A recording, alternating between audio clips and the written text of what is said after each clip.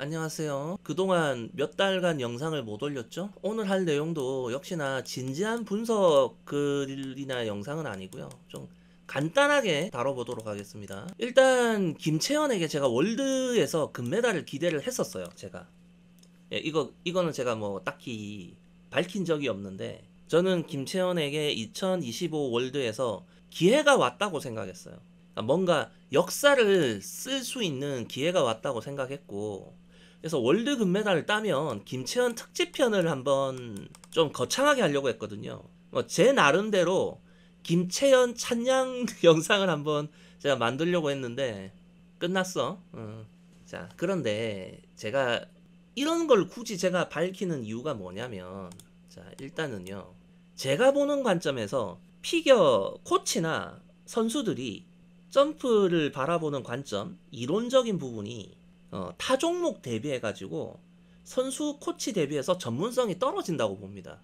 원래 각 스포츠들의 종목별로 팬들의 수준이라는 건 선수 코치들 같은 전문가들의 수준의 팬들도 따라가게 돼 있어요. 야구나 축구같이 돈이 많이 오고 가는 프로스포츠는 그런 쪽에서 발전이 될 수밖에 없거든요. 아무래도 피겨는 마이너 스포츠다 보니까 야구나 축구 같은 쪽과 비교해 본다면 선수, 코치, 팬들의 수준이 전부 다 떨어진다고 봐요. 그래서 제가 이 영상을 오늘 만드는 가장 궁극적인 목적은 뭐냐, 김채연이 금메달을 땄냐 못 땄냐가 중요한 게 아니고 어쨌든 결과는 나왔어요. 못 땄어요. 나라는 이 하얀 한계라는 이 블로그가 왜 이걸 기대했냐, 그 이유를 말하는 것이 여러 사람들에게 점프를 바라보는 어떤 그런 시각을 좀 넓혀줄 수 있겠다 싶어서 말을 하는 거예요. 일단 김채연에게 제가 금메달 기대한 이유는, 첫 번째, 김채연의 기량이 향상됐죠. 23, 24 시즌 때도요, 김채연이 신지아 이길 거라는 주장들이 꽤 있었어요. 저한테 많이 들어왔거든. 다 씹었어요, 제가. 그냥 말 같지도 않은 소리였으니까. 이때의 김채연은 신지아를 한 10번 상대하면 한두 번 겨우 이길까 말까 하던 느낌이었거든요. 제가 받았던 느낌은. 실제 그렇게 될 거다 아니다를 떠나서 이때의 김채연은 신지아를 이기기에는 많은 부분이 부족했다라기보단 작은 부분이 부족했는데 그 작은 부분이 점수에서 크게 나와요. 차이로. 그래서 제가 그렇게 생각했던 거예요. 자, 그런데 24, 25 시즌에는 신지아를 5대5 이상, 대등한 게 아니라 그 이상도 가능한 김채연이 돼버렸다. 물론 24, 25 시즌에는 신지아가 이것저것 변화를 주면서 스스로 흔들렸죠. 그래서 조금 원사이드하게 느끼실 수도 있지만 여전히 그렇다고 해서 신지아라는 선수의 클래스가 그냥 뭐 저기 똥물 흘러가듯이 흘러가는 건 아니기 때문에 그냥 마냥 김채연이 무조건 이긴다라고 보기는 힘들어요. 그러나 김채연이 꿀리지 않아요. 절대. 이제는. 절대. 오히려 살짝 앞서 보이는 것 같아요. 제 관점에선. 살짝 더 김채연이 신지아를 조금 앞서는 것 같은 느낌을 받거든요. 저는. 신지아가 변화를 안 줬다 하더라도. 자, 이게 첫 번째고, 그 다음 카오리 사카모토의 기량이 꾸준히 하락하고 있어요. 알게 모르게. 원래 챔피언의 자리는요, 이런 게 맞물려서 바뀌는 거거든요. 치고 올라오는 신진이 성장하고 챔피언의 기량이 노쇠해지면서 왕자가 바뀌는 거죠. 자, 그런데 실제로 김채연이 월드에서 금메달을 따려면 뭐가 전제입니까? 동계 아시안 게임이나 4대륙처럼 쇼트 프리를 클린을 해줘야죠. 근데 그걸 못했죠. 일단 여기서부터 어긋났기 때문에 금메달은 못 땄어요. 자, 그런데 오늘 하고 싶은 얘기는 이게 아니다, 그죠? 제가 왜 이걸 기대했느냐? 첫째, 김채연이 쇼트 프리를 클린해 준다면이라는 거는 약간 희망 회로를 담은 전제였어요. 전제 조건이었기 때문에 전제 조건이 끝났을 때 이미 이건 기대할 수가 없죠. 그러면 그 전제 조건이 맞춰졌을 때 카오리 사카모토가 완벽하면 못 할 수 있잖아요. 근데 왜 카오리 사카모토에게는 완벽하지 못할 거라는 희망 회로를 그렸을까? 이게 핵심이거든요. 오늘 하고 싶은 말에. 밝힐 수는 없지만 작년인가 재작년인가에 그 어떤 유튜버가 저한테 질문을 했어요. 카오리 사카모토의 러츠 엣지에 대해서 어떻게 생각하느냐. 자기가 봤을 때는 내가 말하는 그 낮고 빠른 토픽의 러츠를 구사하는 것 같은데 하얀한 게 너의 생각은 어떠냐? 이런 질문이 들어왔는데 제가 그 답변할 여유도 없고 귀찮아가지고 그동안 답변을 못했거든요. 그러면 이제 카오리 사카모토의 러츠에 대해서 한번 살펴보도록 합시다. 먼저 요거부터 잠깐 보고 갈까요? 자, 요 방향으로 점프를 뛴다면 제가 그동안 러츠 엣지를 만들어갈 때 엣지의 라인 그리는 방식 여러 번 얘기했죠? 1번 방식과 2번 방식이 있다 라고 제가 여러 번 얘기했죠.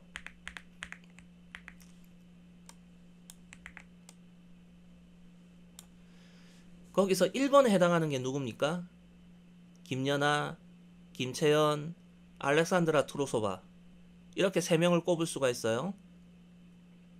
가장 대표적인 토픽을 하면서 토픽을 하는 순간부터 즉각적으로 도약력이 발생하는 타입이라고 한다면 김연아를 꼽을 수 있겠죠. 그리고 그 김연아의 러츠를 조금 간소화시킨 형태의 김채연이 있고요. 룻변형 스타일인데도 이 라인을 그려주는 러츠가 투로소바입니다. 알렉산드라 투로소바. 토픽 점프냐 룻변형 스타일의 점프냐 와 무관하게 러츠 아웃 엣지를 만드는 방식은 같을 수 있다는 거예요. 둘 다 1번이 가능하다는 얘기입니다. 자, 그럼 1번에서 러츠 아웃 엣지를 구사를 한다고 치고 토픽은 날이 어느 위치에 왔을 때 찍습니까? 바로 요 위치예요. 예. 그러니까 최대로 이쪽으로 가고 나서 다시 좀 빠지는 요 위치쯤에서 토픽을 해야 되거든요. 자, 그러면 이번 라인에서는 어디쯤에서 토픽을 하느냐? 여기서부터 와서 한 이 구간이거든요.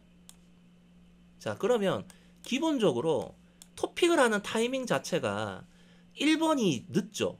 2번이 빨라야 되잖아요. 그래서 보통 2번 쪽으로 하는 쪽이 토픽을 빠르게 찍어야지 아웃 엣지가 되고 그래서 토픽 높이도 낮게 가져가는 경향이 있다는 거예요. 그리고 제가 전에도 얘기했지만 2번처럼 해가지고 낮고 빠르게 토픽하는 스타일의 선수를 제가 처음으로 인식했던 건 카렌 첸입니다. 한 10년도 넘은 것 같아요. 그리고 그 이후에 보면 특히 일본 스케이터들이 플러츠를 잡기 위해서 이렇게 요 라인에서 낮고 빠른 토픽을 자주 구사를 하는 경우가 많아요. 뭐 아사다마오도 선수 말년에는 이 방식을 썼거든요. 그리고 지금 시마다마오가 그 방식을 하고 있고 그 외에도 1번 주니어에서부터 시니어 이제 막 올라간 선수들까지 이 방식을 쓰는 선수가 많아요. 그리고 카오리 사카모토도 이 2번에서 낮고 빠른 토픽을 하려고는 해. 그렇게 하려고 노력은 해요. 그런데 카오리 사카모토의 러츠는 제가 과거에도 이미 한번 얘기를 했는데 눈속임입니다. 눈속임. 카오리 사카모토의 러츠는 어떤 경우냐? 여기서 토픽을 한 것처럼 보여요. 한 것처럼. 근데 실질적으로 토픽은 여기서 합니다. 토픽을 해서 도약력이 발생되는 건 여기에요. 실질적으로. 그 장면을 보자고요, 한번. 자, 이게 지금 앞점프 좀 모양이 빠졌는데, 자, 이거는 느림하면 전이거든요. 자, 이렇게 러츠를 들어가죠.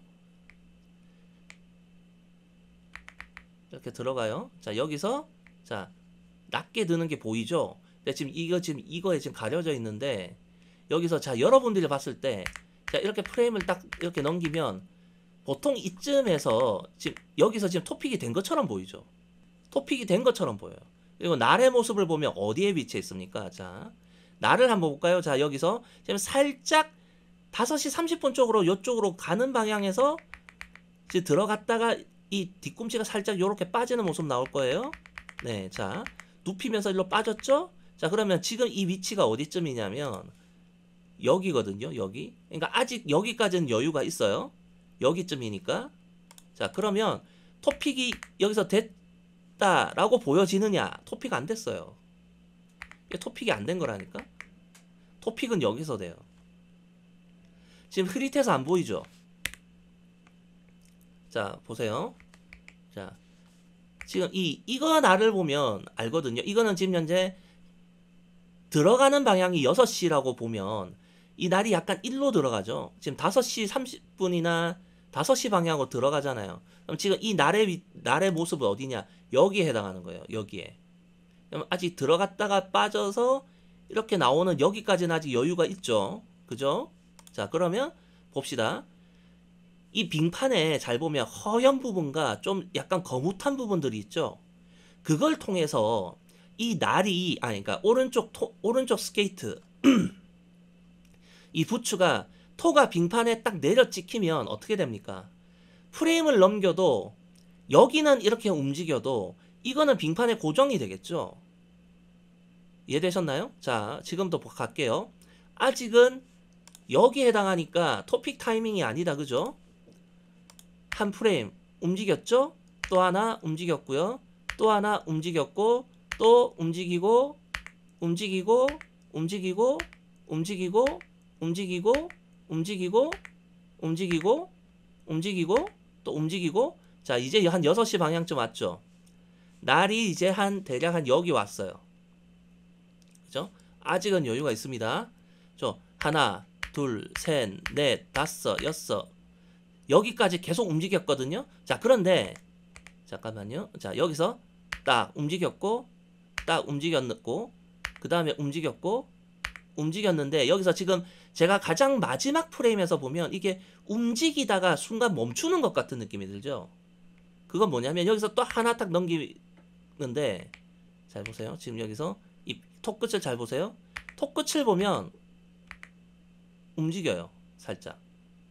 그리고 닿은 것처럼 보이는데 실질적으로 여기서 도약력을 발생시키지 않고 슬쩍 떠 있는 상태예요. 이게 슬쩍. 지금 날은 지금 어디까지 왔느냐? 이제 한 여기까지 왔어요. 잠깐만요.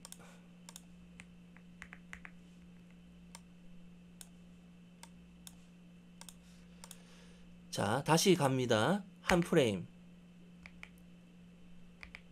다시 되돌려서 한 프레임. 자, 어때요? 지금 날을 눕히기 시작하죠. 날을 내려 찍는 게 아니라 눕히기 시작하죠.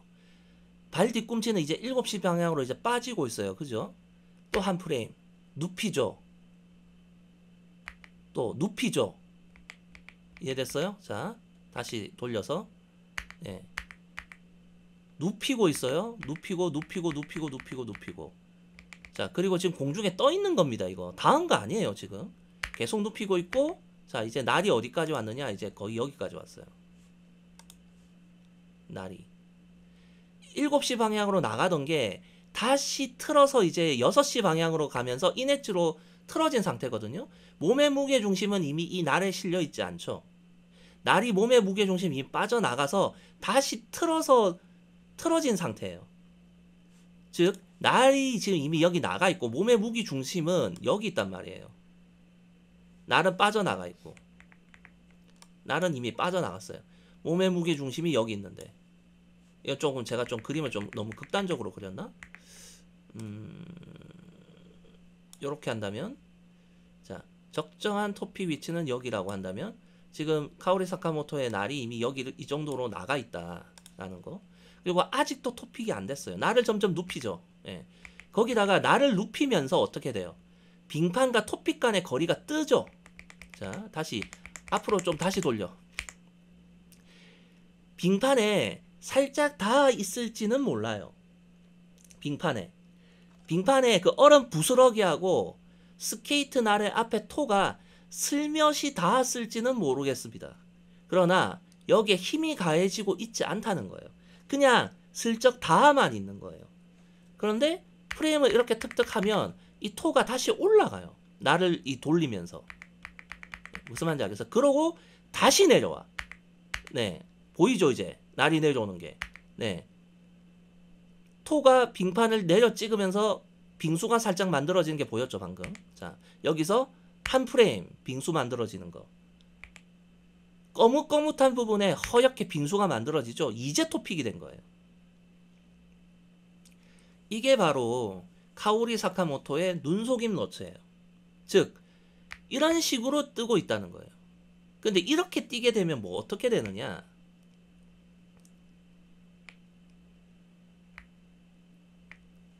그러니까 자, 여기서 거의 닿은 것 같지만 닿지 않고 나를 돌려서 다시금 힘을 가할 수 있는 높이를 만들고 다시 내려오는 거죠. 예. 그래서 이거를 잘 못 보면 카오리 사카모토가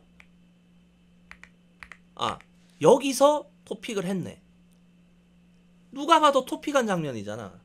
이것만 스티샷을 뽑아가지고 올리면 카오리 사카모토는 아우렛지의 러츠 도약을 했다 라고 주장할 수도 있을 거예요. 누군가는. 그러나 잘 보면 실질적인 토픽은 여기서 일어납니다. 이해되셨죠? 자, 어때요? 토픽을 한 것처럼 톡 끝이 한번 내려왔다가 나를 비틀면서 토를 내려 찍을 수 있는 높이를 인위적으로 다시 만들어서 그 다음에 두 번째로 다시 내려오는 거예요.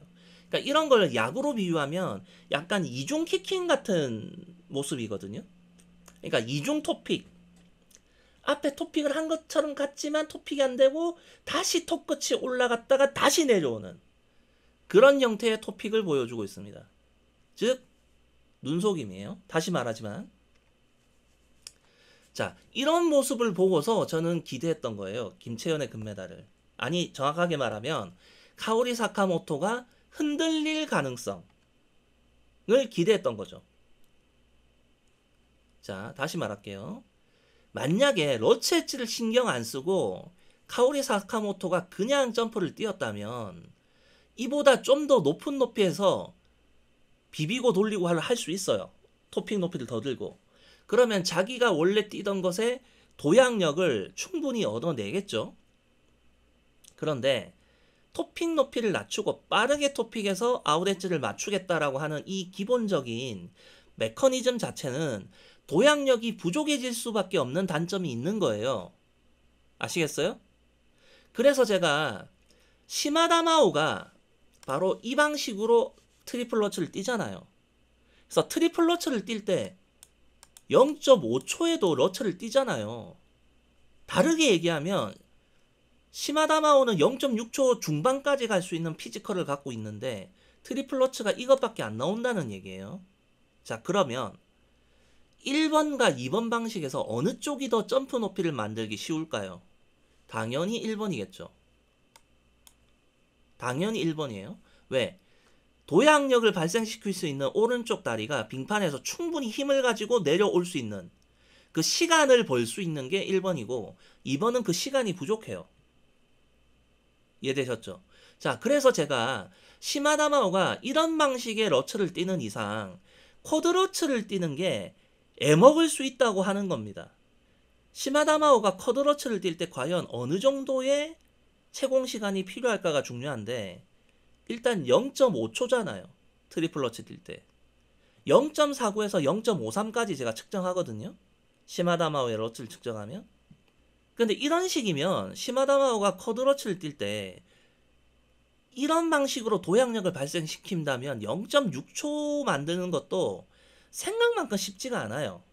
근데 0.6초의 쿼드 러츠를 뛰는 게 예전에 누구야 그거 22 올림픽 금메달 누구지? 러시아의 안나 셰르바코바? 걔가 회전 속도가 정말 빨랐을 때가 그 정도인데 시마다 마오가 셰르바코바만큼의 회전 속도는 아니거든요. 그러면 0.6263까지는 나와야 할 것 같은데 낮고 빠른 토픽으로 0.6263을 만들 수 있을지가 의문인 거예요, 저는. 그래서 시마다 마오의 쿼드 러츠가 과연 어떤 식으로 형성되고 될지 그게 궁금한 겁니다. 그리고 저는 그게 그리 쉽다고 생각하지 않아요. 이해되셨죠? 이게 다 연결되는 겁니다. 연결. 그러니까 겉으로 제목은 김채연에게 금메달을 기대한 이유지만 실상 하고 싶은 내용은 이런 내용인 거예요. 제가 이혜인한테도 무슨 얘기를 했습니까? 이혜인이 엣지를 신경 써서 토픽 높이가 낮아지면 도약력도 충분하지가 않고 그래서 앞에 러츠가 호흡이 짧은 점프가 되고 그러면 뒤에 오는 연결 토룹이 그거 영향을 받아서 퀄리티가 떨어진다는 얘기를 제가 여러 번 했죠. 이해되셨어요? 그리고 이혜인이 그때 한창 좀 성적이 좋았던 몇 년 전에 4대6 월드 팀 트로피 때는 토픽 높이를 올려서 찍었어요. 그 세대가 다 엣지 판정이 느슨했거든요. 그러니까 그런 것과 다 연결돼 있는 거예요. 이해되셨죠? 그러니까 이런 부분에 대해서 여러분들이 좀 더 생각하고 바라보면서 점프를 보는 시각을 넓히라고 일부러 이 영상을 만드는 겁니다. 즉 이러한 모습을 보고서 카오리 사카모토가 26 올림픽을 대비해서 미리 심판들한테 미리 몇 년 전부터 나 아우렛지 도약하고 있어라고 보여주려고 자꾸 이렇게 하고 있단 말이에요 지금. 그러나 이게 제대로 안 되고 있다는 걸 보여주죠. 그러니까 아우렛지 토픽이 낮고 빠른 토픽을 해서 제대로 되고 있다면 설사 도약력이 부족하더라도 차라리 그게 나을 수도 있거든요. 네. 이쯤에서 토픽이 됐다면 이게 설사 실패했더라도 뭐 일단 아우렛지 토픽을 하긴 했네라고 생각하는데 지금 이도저도 아닌 상황이 돼버리는 거예요. 이게 이도저도 회전축은 앞으로 누워버리고 그래서 카오리 사카모토가 25 월드에서 좀 말아먹어 주기를 기대했던 거죠. 뭐 사실 여러분들은 이게 그다지 크게 다가오지 않을 수도 있어요. 마음에. 나 저한테는 이런 거 하나하나가 이 선수가 대체 왜 이 짓을 하고 있는가? 이 선수의 입장에서 생각해 봤을 때 26 올림픽은 이 선수의 인생을 건 대회거든. 선수 커리어를 진짜 장식할 수 있는 마지막 대회라고 봐도 무방하잖아요. 이 카오리 사카모토는 거기 지금 목숨 걸고 있는 거예요. 그 대회를 위해서. 그래서 지금 이 동계 아시안 게임 때도 지금 이러고 있는 거고. 만약에 그냥 당장의 성적이 더 중요하다면 눈속임이고 나발이고 그냥 도약력 발휘해서 뛰어버리는 게 나을 수도 있습니다. 어찌됐든 지금 이러고 있다는 거예요. 아마 많은 사람들이 카오리 사카모토가 드디어 낮고 빠른 토픽으로 이제 토픽을 했네, 러츠 고쳤네, 그렇게 생각했을 거야. 지금 한 이쯤에서 토픽 됐다 생각했겠지 대부분. 아니라니까. 들고 다시 내려 찍잖아. 네. 눈속임. 2, 3년 전과 비교해도 그다지 나아진 게 없어요. 이래 되면 그냥 지금 나이만 먹어가는 거죠. 나이만. 헌데 문제는 이런 눈속임 러츠에 심판들이 자꾸 속아주니까 문제지. 그래서 저는 이럴 때마다 이런 생각을 해요. 김채원이 좀 더 기량이 빨리 올라왔다면 있죠. 또는 우리나라 선수들의 엣지 구분이 일본 애들보다 더 뛰어난 편이라면, 솔직히 말하면 지금 ISU 회장이 우리나라 사람이잖아. 그러면 우리나라 국제심판들이나 또는 우리 일반 유튜버들이나 또는 일반 네티즌들이 여론전을 펼쳐야 돼요. 이런 영상을 집중적으로 만들어서 올려가지고 카오리 사카모토의 러츠 엣지는 눈속임이다 라는 거를 막 퍼뜨려야 되거든. 그리고 우리나라 심판들은 국제대회 나가면서 다른 나라 심판들한테도 이거 계속 보여주면서 얘 아웃 엣지 이거 아니야, 이거 롱 엣지 줘야 돼 라고 어필해야 되거든. 그런데 현실은 어떠냐. 김채연, 신지아 이유가 굉장히 불투명해요. 우리나라 여자 싱글 피겨가. 그리고 이런 걸로 한번 여론전 펼쳤다가 우리가 역풍을 맞을 거예요. 왜냐, 우리나라 애들의 엣지 구분이 일본 애들보다 평균적으로 떨어지니까. 우리가 떨어지니까 역으로 우리가 당할 수 있어. 이런 여론전을 펼쳤다가.